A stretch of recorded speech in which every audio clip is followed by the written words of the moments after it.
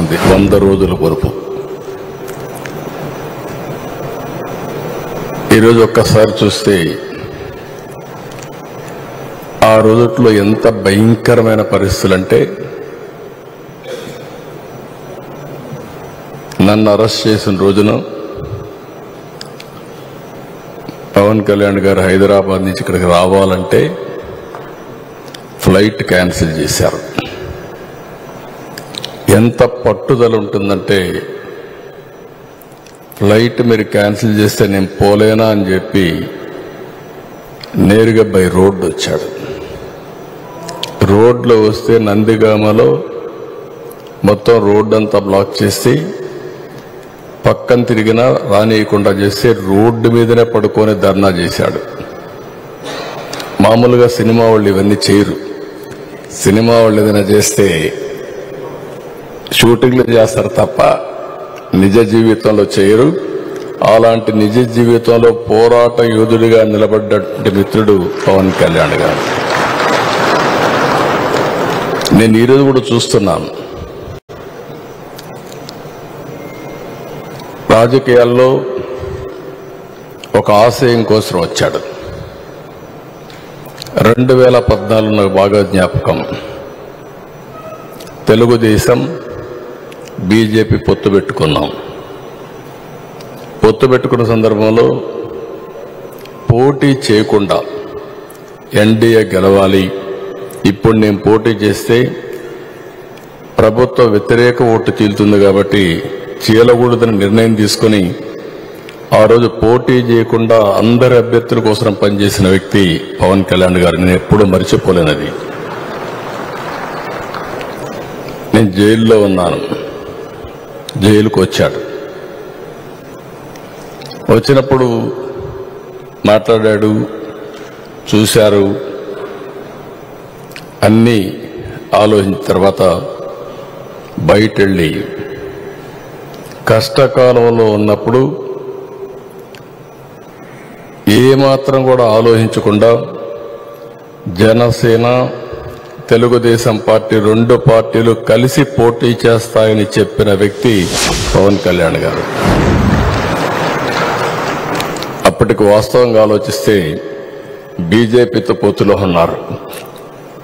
మళ్ళా అక్కడ ఒక మాట చెప్పాడు, నేను బీజేపీతో పొత్తుంది, వ్యతిరేక ఓటు చేయడానికి వీలు లేదు, కాబట్టి పొత్తు మాత్రం తెలుగుదేశంతో ఉంటుంది, బీజేపీని కూడా ఒప్పించి అలయన్స్ లేకి తెస్తామని చెప్పిన వ్యక్తి పవన్ కళ్యాణ్ గారు.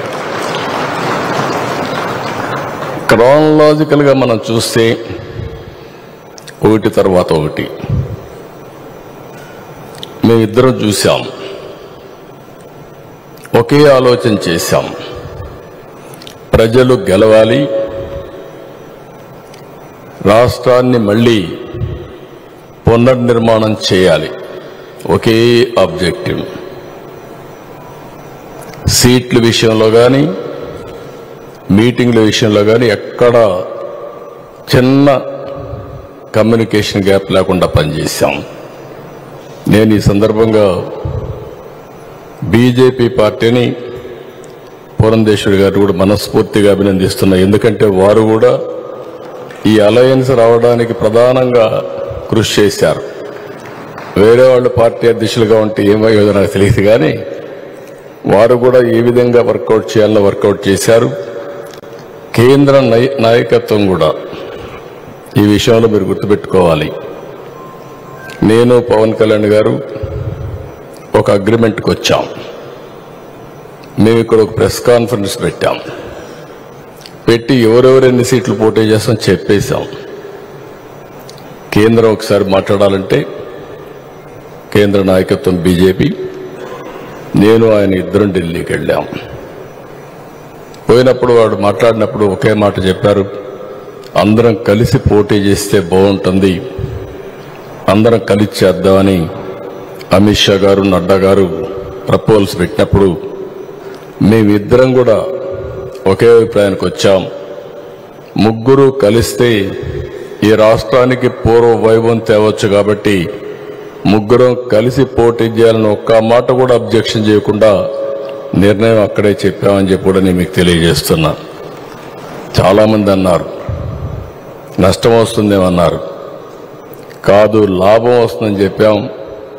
ఆ రోజు మా ఇద్దరి క్యాలిక్యులేషన్ అంటే ఇద్దరం కలిసి కేంద్రంలో బీజేపీ కూడా ఉంటే ఈ రాష్ట్రానికి న్యాయం జరుగుతుందని ఆలోచించాం.